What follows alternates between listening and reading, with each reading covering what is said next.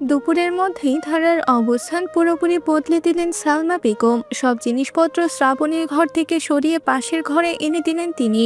তাদের বাড়িতে কাজ করা বাবু ভাইকে দিয়ে ঘরও পরিষ্কার করে নিলেন। ঘরে ঢুকে অবাক না হয়ে পারল না ধারা। এত সুন্দর করে সাজানো গোছানো দেখে একটু হতবাক হলো বটে, তবে মনে মনে একটু খুশি হলো। আজ সে তাহলে বিছানায় ঘুমাতে পারবে। সালমা বেগম ধারার হাত টেনে ধরে বারান্দার দিকে নিয়ে আসলেন। মুখে বললেন, দেখো বৌমা, এই যে বারান্দা, তুমি চাইলে এখানে এসেও সময় কাটাতে পারো। এ বাড়ির সবচেয়ে সুন্দর বারান্দা এটা।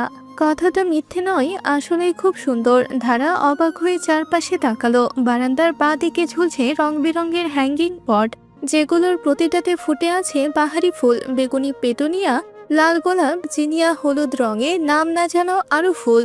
নিচে সাজানো টবগুলোর ভেতরেও নানান জাতের গাছ, কিছুতে ছোট ছোট লেবু ধরেছে, আবার কিছুতে পুদিনা আর তুলসী। পাশে রাখা ছোট্ট টেবিলে সাদা টেবিল ক্লথ, যার উপর রাখা হয়েছে একটি চায়ের কাপ আর একটি বই। ধারা এক দৃষ্টে তাকিয়ে রইল সেই সবুজে মোড়া কোণার দিকে। মুখে যেন কোনো নিজের অজান্তেই একটা মুচকি হাসি ফুটে উঠল। এত শান্ত, এত আপন পরিবেশ যে সে অনেকদিন পর দেখছে। সালমা বেগম ওর দিকে তাকিয়ে আবার বললেন কোমল গলায়, দেখো মা, এখানে বসে বিকেলে চা খাও, বই পড়ো অথবা চুপচাপ থেকো। কেউ তোমায় বিরক্ত করবে না। তুমি এ বাড়ির মানুষ, নিজের বাড়ির মতোই মনে করে থেকো, কেমন? ধারার চোখ নামিয়ে চুপ করে থাকলেও মনটা ভরে উঠল মায়ায়। অনেক না বলা অনুভব যেন চোখের কোণে এসে ভিড় করলো। সে ধীরে মাথা নাড়ল, তারপর হালকা গলায় বলল, ধন্যবাদ মা, এতটা ভাববেন ভাবিনি। আচ্ছা, ফুল গাছগুলো কি আপনার হাতে? সালমা বেগম হেসে বললেন, হ্যাঁ, ওই আর কি, মাঝে মাঝে শখ করে করতাম। আজকাল আর এসব করা হয় না। সপ্তাহে 2 দিন যত্ন নিতে পারি। ধারা এবার হুট করে উৎফুল্লিত হয়ে বলল, মা, আমারও না বাগান করার খুব শখ। গ্রামে কখনো চাচি এসব করতে দেয়নি। আপনি অনুমতি দিলে এই বাগানটা আমি নিজের মতো করে সাজাই। একটুও নষ্ট করব না, যত্ন করব শুধু। বাচ্চাদের মতো করে করা আবদারটা শুনে সালমা বেগম হেসে কাঁধে হাত রাখলেন ধারার। অবশ্যই, এই ঘরটা তোমাকেই তো দিলাম, বারান্দাও তোমার। এসব করার তো সময় নেই আমার। তুমি নিজের মতো করে সাজাও, গোছাও। তোমারই তো সংসার। সংসার? সংসার শব্দটা শুনে ধুপ করে উঠল বুক ধারার। সংসার? তার সংসার কার সাথে? ওই লোকটার সাথে। কিন্তু এটাকে কি সংসার বলে কি জানি। এর মধ্যেই হুট করে ধারা লক্ষ্য করলো শ্রাবণের ঘরটা ঠিক পাশে হওয়ায় এই বারান্দা থেকে শ্রাবণের ঘরের বারান্দাটা ঠিক দূরে নয়, অনেকটা কাছে। এতটাই কাছে যে হাতে হাতে কিছু দেয়া না করা যাবে। বিষয়টা খুব অসাধারণ হলেও ধারার ভয় হলো, লোকটা যদি বারান্দায় আসে তাহলে তো অবশ্যই তাকে দেখতে পাবে। একদম সামনাসামনি দেখা হয়ে যাবে তাদের।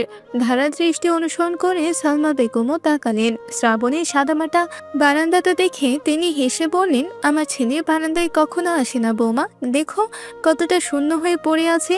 দেখেই বোঝা যাচ্ছে কতটা অযত্ন করে ও। তুমি ভেবো না, ও বারান্দাতে এমনিতেও আসে না, তাই তোমায় দেখতেও পাবে না, কিছু বলবেও না। ধারা মৃদু হাসলো, তবু যেন তার চোখে এক অজানা দ্বিধা রয়ে গেল। এই বাড়ির বারান্দায় তার নিজের জন্য জায়গা হলেও পাশের ঘরের বারান্দাটা, জানালাটা যেন একটা অদৃশ্য দেওয়ালের মতো মনে হচ্ছে ওর কাছে। ভেতরের একটা চুপচাপ শূন্যতা জমে উঠল। সেটা ভয় না, লজ্জা। ধারা নিজেও ঠিক বোঝে না। সে চোখ নামিয়ে ধীরে বলল, তবু আমি খুব জোরে কথা বলবো না মা, যদি অসুবিধা হয় ওনার, মানে বিরক্ত হন। সালমা বেগম এবার মুখের মধ্যে একটু দুষ্ট হাসি এনে বলল, আহা, এত ভাবার কিছু নেই। ও কিছুই বলবে না, বরং যদি কখনো বলে তবে আমি আছি না, তখন বুঝে নেব। তুমি নির্ভয়ে তোমার বাগান করো মা, মন খারাপ হলে এখানেই বসে থেকো। ধারার মুখে এবার সত্যিকারের একটা হাসি ফুটে উঠল। গলায় এক ফোঁটা কৃতজ্ঞতা লেগে রইল। তার শৈশবের সমস্ত রুক্ষতা যেন একটু একটু করে ঝরে যাচ্ছে সময়ের সাথে এই নতুন অধ্যায়ে। তবে নিজের মনে তখন এক চাপা ভাবনা ঢুকে পড়ে, এই সংসারে জায়গা পেয়ে গেছি হয়তো, কিন্তু শ্রাবণ নামের মানুষটার সাথে আমার কখনো জায়গা হবে? সে প্রশ্নের উত্তর তখনও ঝাপসা। কিন্তু বারান্দার ফুল গাছগুলো ঠিকই রোদে মাথা উঁচু করে দাঁড়িয়ে। আর ধারা বুঝে যায়, কোনো সম্পর্কে শিকড় গজানোর আগে প্রয়োজন হয় যত্ন, সময় আর একটুখানি জায়গা। সেটা সে পেয়েছে। এখন হয়তো শুরুটা এখান থেকেই হবে। দুপুরে খেতে এসেছিল শ্রাবণ। ধারা তখন গোসল করছিল, না হলে দেখতো একটা লোক তার রান্না খেয়ে কতটা অভিভূত হয়েছে। না চাইতেও মাছের তরকারিটা খেয়ে মনে মনে বেশ প্রশংসা করেছে শ্রাবণ। এতটুকু মেয়ে হয়ে এত সুন্দর করে কিভাবে রান্না করলো ভেবে পেল না শ্রাবণ। তবে সবার আড়ালে সে 2 চামচ তরকারি বেশি খেয়েছে। দুপুরে খাওয়ার পর অফিসে ফিরে গেছে সে, তাই ধারার সাথেও আর দেখা হয়নি তার। এদিকে সালমা বেগম ধারার প্রথম রান্নায় খুশি হয়ে এক জোড়া সোনাচুরি উপহার দিয়েছে, যা নিতে নারাজ ছিল ধারা। মোটামুটি জোর জবরদস্তি করেই তাকে দিতে হয়েছে। রাত 8টায় বাড়ি ফেরার কথা শ্রাবণে, কিন্তু আজ কোনো এক কারণে সে বিকাল 4টার পরেই আবারও বাড়িতে ফিরে এসেছে। বিষয়টা চশমার আড়াল থেকে লক্ষ্য করলেন সামিউল শেখ। তারপর নিজের স্ত্রীর দিকে ইশারা করে কিছু একটা বোঝালেন, যা বোঝার বুঝলেন সালমা বেগম। জগ থেকে ঠান্ডা পানি ঢাললেন তিনি। শ্রাবণ সোফায় বসে ল্যাপটপের ব্যাগ রাখলো, গায়ে কোটটা খুলে সোফাতে মেলে দিল। ক্লান্তিতে বড় করে শ্বাস নিতেই চোখের সামনে ঠান্ডা পানির গ্লাস দেখতে পেল। সালমা বেগম চোখ দিয়ে গ্লাসটা নিতে ইশারা করলে শ্রাবণ ঢকঢক করে পানি খেয়ে ফেলল আর মুখে থ্যাংক ইউ মা বলে। এ পর্যায়ে সালমা সন্দিহান হয়ে জিজ্ঞেস করেন, ব্যাপার কি শ্রাবণ? তোর তো এখন বাড়িতে ফেরার কথা না, রাত 8টায় ফেরার কথা, এত তাড়াতাড়ি চলে এলি কেন? একটু অপ্রস্তুত হলো না শ্রাবণ, নির্বিকার ভঙ্গিতে বলল, কাজ হয়ে গেছে তাই ফিরেছি। আর ওই অফিসে যে ছোট আপু আমাকে কোনো কাজ করতেই দেয় না, সেটা খুব ভালো করে তোমরাও জানো। শুধু শুধু থেকে সময় নষ্ট কেন করব? তীক্ষ্ণভাবে ছেলের কথাগুলো শুনলেন সালমা বেগম। তিনি জানেন শ্রাবণ কখনো খুব বেশি কথা বলে না, কিন্তু যা বলে খুব খুব ভেবেচিন্তেই বলে। এবারও তার কথাই যেন একটা চাপা অভিমান লুকোনো। পাশে বসে থাকা সামিউল শেখ তখন মুখ গম্ভীর করে বললেন, শুধু চাচার কথা বললি, নিজের দায়িত্বটা বলিস না কেন? ওটা তো এখন তোকে বুঝতে হবে। শ্রাবণ এবার একটু বিরক্ত গলায় বলল, দায়িত্ব মানে? দায়িত্ব যদি শুধু ছোট আপুর কথা মতো চুপচাপ বসে থাকা হয়, তাহলে আমি সে দায়িত্ব রাখতে পারবো না। আমি অফিসে গিয়ে বসে থাকি যেন আমি কোনো নিরীহ প্রাণী। কাগজপত্র তো আমাকেই পড়তে হয়, তবুও সিদ্ধান্ত আসে ছোট আপুর মুখ থেকে। তাহলে সেখানে আমার থাকার মানে কি? আর তাছাড়া কঠিন কাজগুলো ছোট আপু আমাকে করতে দেয় না। চুপচাপ বসে থাকা সালমা বেগম এবার একটু নরম স্বরে বললেন, ছোট আপুর সঙ্গে কাজ করাটাই তো আসলে শেখা বাবারে। তুই তাড়াহুড়ো করছিস কেন? তুই এরপর থেকে পুরো অফিস সামলাবি বলেই এখন শুধু তোকে দেখতে বলছে, হয়তো শিখে রাখ শুধু। শ্রাবণ ঠোঁটের কোণে হালকা হাসি টেনে বলল, আমি কাজ শিখতে চাই মা, কিন্তু এমন ভাবে নয় যেখানে আমাকে শুধু নামেই রাখা হয়। আজকে একটা কাজ নিয়ে কথা বলতে গিয়েছিলাম, উনি বললেন তুমি এখনো বুঝবে না শ্রাবণ। এই বুঝবে না কথাটা শুনতে শুনতে আমি ক্লান্ত। আমি তো কোনো স্কুলের ছাত্র না যে উনি আমাকে বোঝাতে থাকবেন আমি ছোট। সামিউল শেখ এবার চোখ সরু করে ছেলের দিকে তাকিয়ে রইলেন কিছুক্ষণ, তারপর শান্ত গলায় বললেন, তুই কি আলাদা কিছু ভেবে রাখছিস শ্রাবণ? শ্রাবণীর চোখে এবার একটা স্থির আলো দেখা গেল।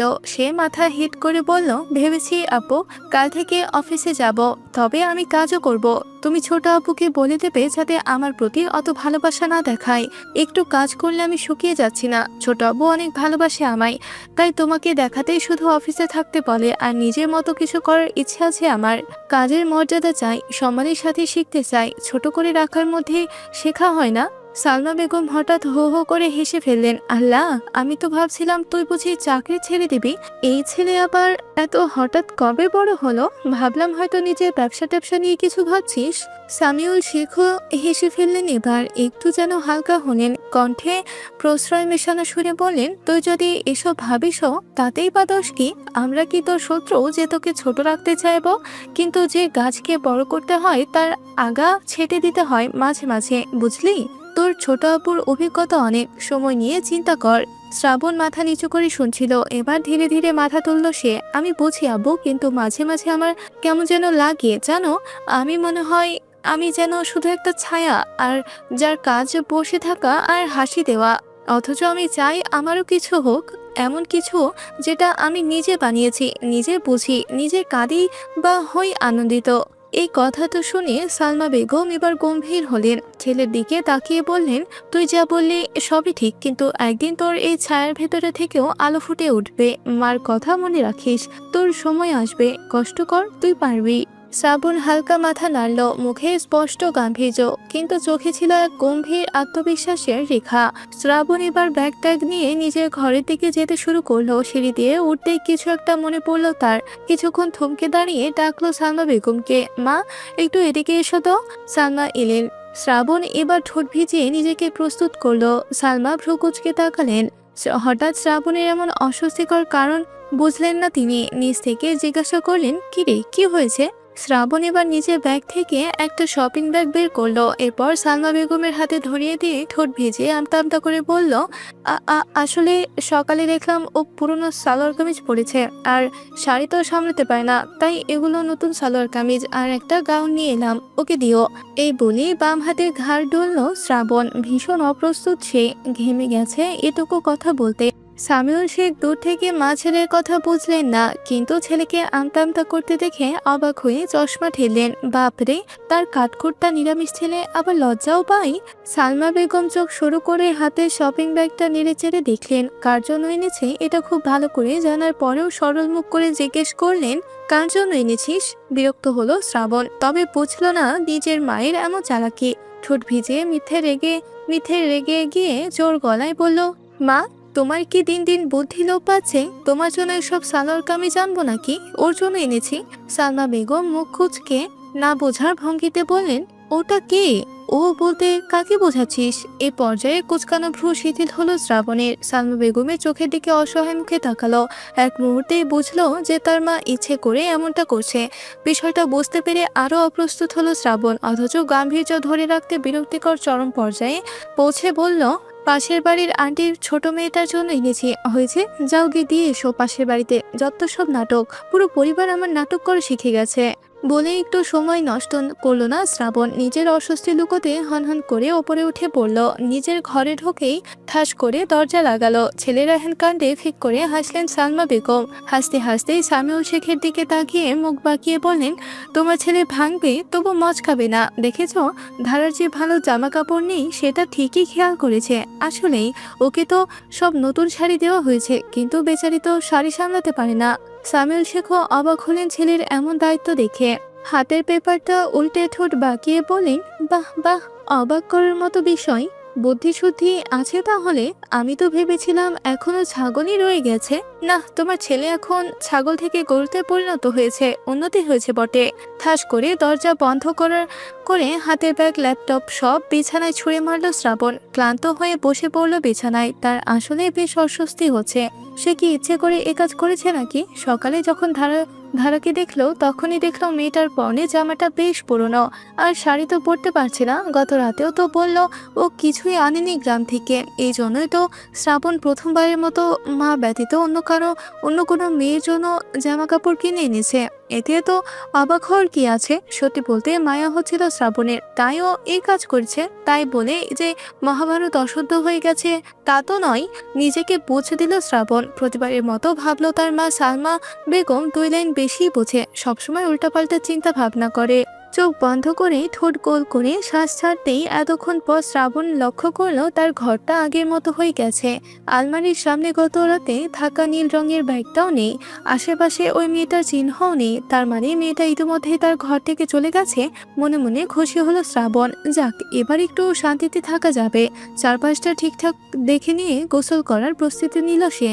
শ্রাবণ ওয়াশরুমে ঢুকে গেলেও ঘরের চারপাশে নিস্তব্ধতা ঠিক যেন কিছু বলছিল। সে নীরবতার ফাঁকে বারান্দা দিয়ে এক ফালি হাওয়া ঢুকে জানলার পর্দা সরিয়ে দিল। ওর ঘরের ঠিক পাশে বারান্দাটাই খোলা চুলে দাঁড়িয়েছিল ধারা, ছিমছাম একদম সাদামাটা পোশাকে। গোসলের জন্য তোয়ালে আর পায়জামা নিয়ে বাথরুমে ঢুকতেই শ্রাবণ হালকা ভ্রু কুঁচকালো। ফ্লোরে পানি জমে আছে খানিকটা, কিন্তু তার মাঝেই একটা অদ্ভুত কিছু চিকচিক করছে। চোখ আটকালো জিনিসটায়। গা থেকে শার্ট খুলে সজোরে একবার ঝাঁকিয়ে পাশের হুকে ঝুলিয়ে রাখলো সে।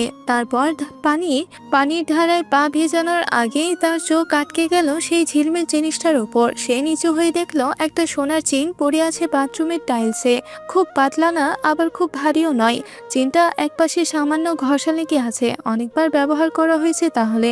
শ্রাবণ হাত বাড়িয়ে তুলল চেইনটা। কিছুক্ষণ চুপ করে দাঁড়িয়ে রইল, তারপর হালকা একটা নিঃশ্বাস ফেলল। সকালে তো ধারা গোসল করেছে এখানে, আর এই বাথরুমে শ্রাবণ ছাড়া এমনিতেই কেউ আসে না। তাহলে চেইনটা ওই মেয়েটারই হবে। হঠাৎই যেন অস্বস্তি আরো বেড়ে গেল শ্রাবণের। এক হাতে চেইনটা ধরে দাঁড়িয়ে ভাবলো, এখন যদি এটা সালমা বেগমের হাতে দিয়ে ধারাকে ফিরিয়ে দিতে বলে তাহলে আবারও উল্টো পাল্টা বুঝবে আর তার আদর্শ মা তাই নিজ হাতেই ধারাকে এটা ফিরিয়ে দেওয়ার সিদ্ধান্ত নিল শ্রাবণ। গোসল সেরে এসে আয়নার সামনে দাঁড়িয়ে গা ঝাড়া দিতেই শ্রাবণের এক মুহূর্তে মনে পড়ে গেল ওই ব্যাগটাই সেই সালোয়ার কামিজ আর গাউন ওইসব কি মেয়েটাকে দিয়েছে। হুট করে কেমন যেন বুক ধক করে উঠল তার বুকটা। কি ভাববে মেয়েটা, মা যে এখনই দিয়ে দেবে ওকে সেটা তো নিশ্চিত। এখন যদি বলে যে আমি এনেছি তাহলে তো। দীর্ঘশ্বাস ফেলল শ্রাবণ। যা ভাবে ভাবুক গিয়ে, সে তো এনেছে, মায়া হয়েছে তাই। টি শার্ট গায়ে জড়াতেই শ্রাবণের ঘরের দরজায় টোকা পড়ল। শ্রাবণ দরজা খুলতো। গোসল হয়েছে। সালমা বেগমের কণ্ঠ। শ্রাবণ একটা দীর্ঘশ্বাস ফেলে দরজা খুলে দাঁড়ালো। সালমা বেগমের হাতে এখনো শপিং ব্যাগটা দেখে ভ্রু কুচকালো শ্রাবণ। সালমা হাতের কাপড়ের ব্যাগটা বাড়িয়ে দিলেন। যা দিয়ে আই, একবারে নিজেই দিয়ে আই, ঘরে আছে ধারা। শ্রাবণ কপালে ভাঁজ ফেলে বলল, এত নাটক না করলেও চলতো মা, তুমি দিলে কি সমস্যা, আমি কেন দিতে যাব? সালমা হেসে বললেন, তুই নিজের হাতে দে, ও বুঝুক এটা কে দিয়েছে। আমি দিলে তো বলবেই মা দিয়েছে, আর তুই দিলে একটুখানি লজ্জা পাবে, বুঝলি? খুশি হবে মেয়েটা, যা। শ্রাবণ কপাল কুঁচকে দীর্ঘশ্বাস ফেলে বলল, তুমি আসলে ছায়া কাকিমা থেকে নাট্যকর হয়ে গেছো জানো। এসব হচ্ছেটা কি মা? আমার কিন্তু আসলে ভালো লাগছে না। জোর করে কোনো কিছু হয় না, মেয়েটাকে অসহ্য লাগছে আমার। তুমি ইচ্ছে করে এমন করে কি ভাবছো? আমি মোটেই বউ ভেবে ওর জন্য এসব আনিনি, একটা মানুষ ভেবে মায়া হয়েছে তাই এনেছি। এটাকে এত বড় অতিরিক্ত করে কিছু ভাবার মানি নেই। সালমা বেগম হতাশ হলেন। দীর্ঘশ্বাস ফেলে বললেন, শ্রাবণ তুই এমন করিস না আমার কথাটা। শ্রাবণ সালমা বেগমের কথা শেষ করতে না দিয়েই বলে উঠল, তোমার যদি মন চায় তবে নিজে গিয়ে দিয়ে এসো মা, নইলে দেওয়ার দরকার নেই, ফেলে দাও। আমি তবুও এসব আহ্লাদপনা করতে পারবো না। সালমা বেগম চুপচাপ হয়ে গেলেন। ছেলের মুখে এই কড়া কথা শুনে একটু সময় নিলেন নিজেকে সামলাতে। এক হাতে শপিং ব্যাগটা শক্ত করে চেপে ধরলেন, অন্য হাত দিয়ে শাড়ির আঁচল ঠিক করলেন। শ্রাবণের দিকে শান্ত চোখে তাকিয়ে রইলেন কিছুক্ষণ। তারপর খুব নরম গলায় একটা দাগ টেনে বললেন, মা হয়ে তোকে কখনো কোনো কিছুতে জোর করিনি শ্রাবণ, আজও করছি না। শুধু চেয়েছিলাম তোর একটু সহানুভূতি, একটু নিজে থেকে ভাবা দেখে মেয়েটার মুখে হাসি ফুটুক।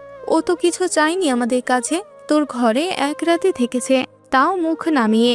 মেয়েটা ভেতরে কতটা চেপে আছে জানিস? শ্রাবণ এবার আর চোখে চোখ রাখতে পারল না, মুখ নামিয়ে নীরব হয়ে গেল। তবে বিরক্ত হলো। সালমা ব্যাগটা নিজের বুকের কাছে টেনে নিলেন। ধীরে ধীরে বললেন, তুই যদি না দিতে চাস আমি দেব, তবে জানিস কিছু কিছু জিনিস নিজের হাতে না দিলে তার মূল্য বোঝা যায় না।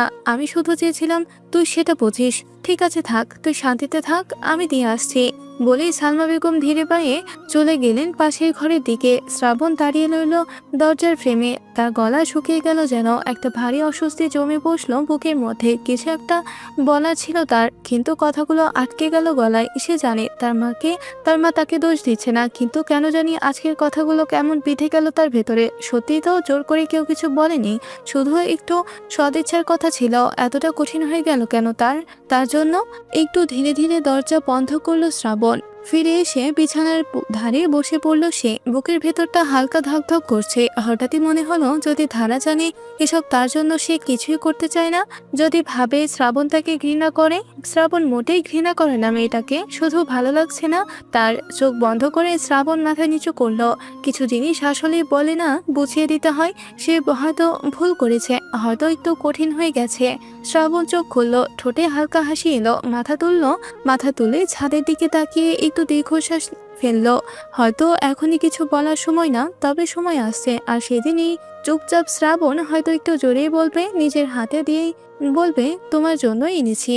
শেখ বাড়িতে মাঝে মাঝেই একটু হুলস্থুল লেগে থাকে, তবে প্রতিদিন বিকালে সবাই একসাথে ড্রয়িং রুমে সময় কাটায়। প্রতিদিনের মতো আজও বিকেলে বাবু নামের সার্ভেন্টটা এসে শ্রাবণকে ডেকে বলল, ছোট সাহেব, বড় সাহেব আপনাকে নিচে ডাকছেন, সবাই একসাথে একটু নাস্তা করবেন। বড় ম্যাডাম সবার জন্য নুডলস বানিয়েছে। শ্রাবণ প্রথমে মনে মনে যেতে চাইল না, কিন্তু পরক্ষণে কিছু একটা ভেবে বুদ্ধি করে বলল, সবাই তো আছেই, আমি না গেলেও হবে, খাবো না আমি। শ্রাবণের বুদ্ধি কাজে লেগেছে। সাথে সাথে বাবু মাথা নেড়ে বলল, না না সাহেব, সবাই নিচে নেই, শুধু বড় সাহেব আর ম্যাডাম আছে, নতুন ম্যাডামকে তো এখনো ডাকিনি। আপনাকে আগে ডাকতে আসলাম, আপনি তাড়াতাড়ি আসুন, আমি নতুন ম্যাডামকেও ডেকে নিয়ে আসি। বলে পাশের ঘরে গিয়ে দরজায় কড়া নাড়ল বাবু। এদিকে শ্রাবণ এটাই চেয়েছিল, কৌশলে জেনে নিল ধারা ঘরেই আছে কিনা। সে দ্রুত বিছানা থেকে নেমে ড্রেসিং টেবিলের উপর রাখা সোনার চেইনটা হাতে নিয়ে বেরিয়ে পড়ল। নিজের দরজার কাছে দাঁড়িয়ে রইল, অপেক্ষা করলো ধারার বের হওয়ার। একটু পরেই খট করে শব্দ হলো ধারার ঘর থেকে। সোজা হয়ে দাঁড়ালো শ্রাবণ, দেখতে পেল আকাশি রঙা ওয়ান পিস পরে মাথায় সাদা রঙের একটা ওড়না জড়িয়ে বেরিয়ে এসেছে ধারা। এক মুহূর্তের জন্য থমকালো শ্রাবণ। সে ইচ্ছে করে আকাশি রঙা এই ওয়ান পিসটা এনেছিল। তার মনেই হয়েছিল ধারার ফর্সা গায়ে এটা সুন্দর লাগবে, কিন্তু তাই বলে এতটা মানানসই হবে, এতটা সুন্দর লাগবে তা ভাবেনি। কতটা স্নিগ্ধ লাগছে মেয়েটাকে, একদম পরীর মতো। শ্রাবণীর এবার আফসোস হলো, সে কেন ওই টকটকে লাল রঙের জামাটা নিয়ে এলো না। ধারা দেখতে পায়নি ডান পাশের ঘরের দরজার কাছে দাঁড়িয়ে থাকা শ্রাবণকে। সে নিজের মতো করে এগিয়ে যেতে চাইল, শ্রাবণ ফট করে ডেকে ওঠে পেছন থেকে, এই শোনো। খানিক পরিচিত পুরুষালী কণ্ঠটা কানে যেতেই থমকে দাঁড়ালো ধারা। তৎক্ষণাৎ পেছনে ফিরে তাকালো, মাথায় থাকা ওনাটা সরে যায়, আলগা চুলগুলো গালে এসে পড়ে। এই দৃশ্যটাই একটা পুরুষকে ঘায়েল করার জন্য যথেষ্ট। ধারা পিছনে পুরোপুরি ফিরে সোজা হয়ে দাঁড়ালো, এক হাতে ওনা ঠিক করলো। জানি না কেন যেন লোকটাকে তার একটু একটু ভয়ই লাগে। শ্রাবণ নিজে থেকেই এগিয়ে এলো।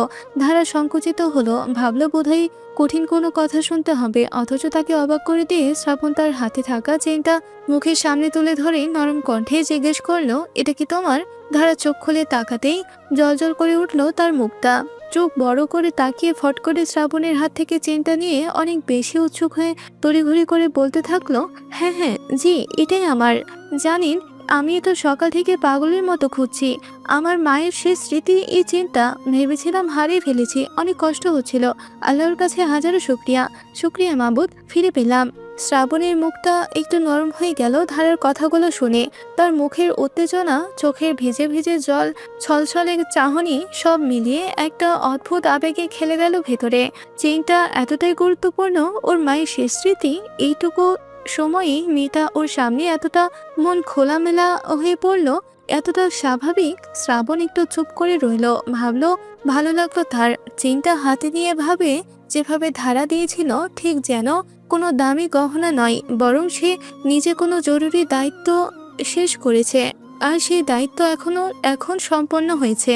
ধারার মুখের দিকে না তাকিয়ে হালকা গলায় শ্রাবণ বলল, বোধহয় সকালে গোসল করার সময় খুলে পড়ে গেছে, আমি বাথরুমের ফ্লোরে পেলাম।